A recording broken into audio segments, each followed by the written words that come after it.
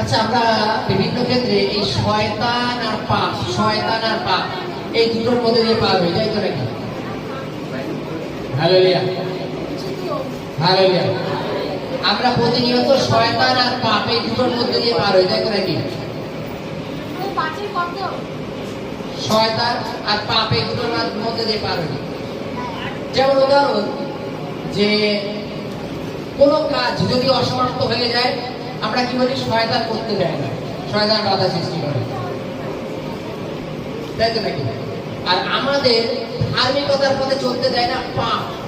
জানো তো, পাপ আর শয়তান দুটো আলাদা, তাই তো? শয়তান আমাদের পাপ করতে বাধ্য করায়, আর আমরা শয়তানকে প্রশ্রয় দিতে দিতে পাপের মধ্যে কখন ডুবে যাই আমরা নিজেরাও জানি না।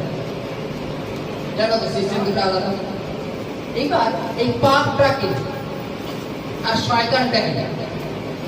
দেখো, ঈশ্বর স্বাধীনতা আমাদের দিয়েছেন, হালেলুয়া।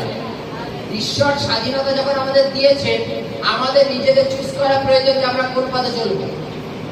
তুমি হয়তো মনে মানসিকতা করে নিয়েছো যে আমি সকাল 6টার সময় উঠবো, 6টা থেকে 7টা পর্যন্ত 1 ঘন্টা প্রার্থনা করবো।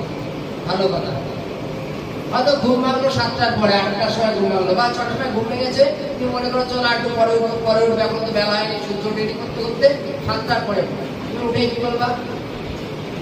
হয়তো শঙ্কর ফোন করলো, কিংবা উঠেছো, প্রার্থনা করেছো, আরে শঙ্কর দা আজকে আবার শয়তান প্রার্থনাই করতে দেবে না, এখানে শয়তান আসলে